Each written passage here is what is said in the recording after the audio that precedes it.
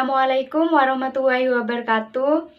Saya Rusmiati dari kelas 4B1 Keperawatan akan sedikit menjelaskan tentang cara menjaga kesehatan hati di dalam Islam.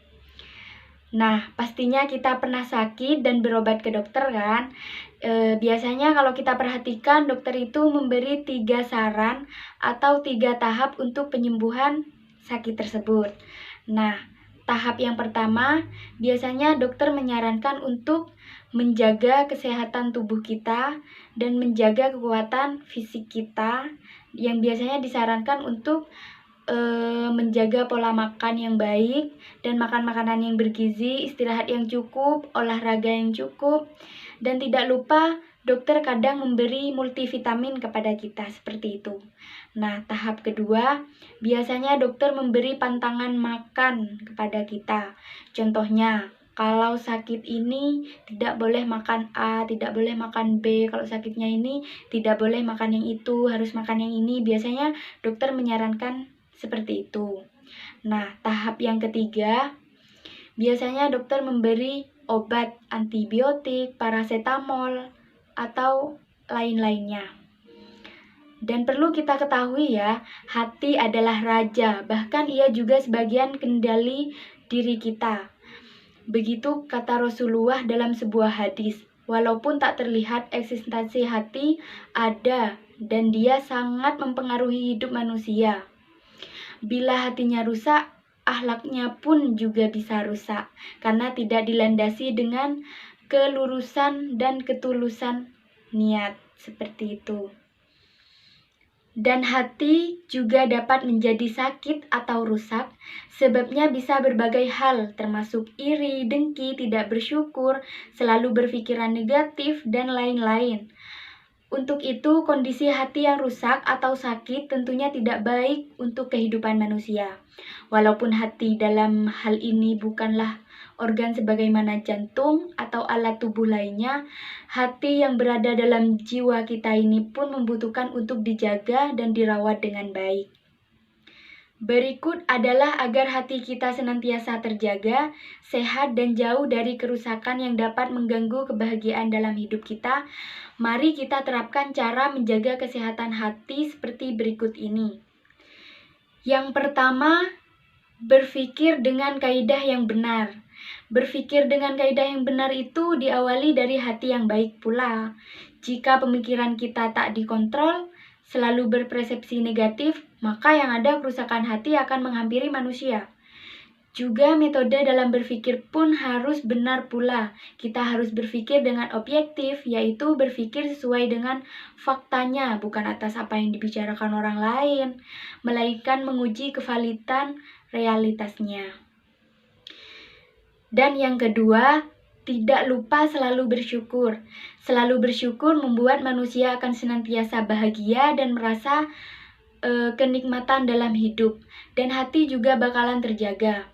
Hal ini pun sebagaimana yang Allah sampaikan dalam Quran surat Ibrahim, yaitu yang bersyukur maka akan Allah tambahkan nikmatnya. Dengan ditambah nikmat semakin bersyukur dan terus bersyukur. Hati pun akan menjadi lebih tentram, damai, dan sehat. Nah, yang terakhir, mengambil hikmah dan berpikir positif. Orang yang senantiasa mengambil hikmah dan berpikir positif itu, maka hatinya akan tentram dan damai. Hal ini dikarenakan hikmah seperti ilmu pengetahuan dan pancaran cahaya kebenaran yang dapat menghiasi hati manusia. Dengan hikmah yang banyak, maka akan banyak sekali pancaran kebenaran dan kedamaian di hati manusia. Seperti itu. Bagaimana cara mendapatkan hikmah tersebut? Nah, jadi manusia bisa mendapatkan dengan cara yang pertama, hikmah dari perjalanan hidup sendiri.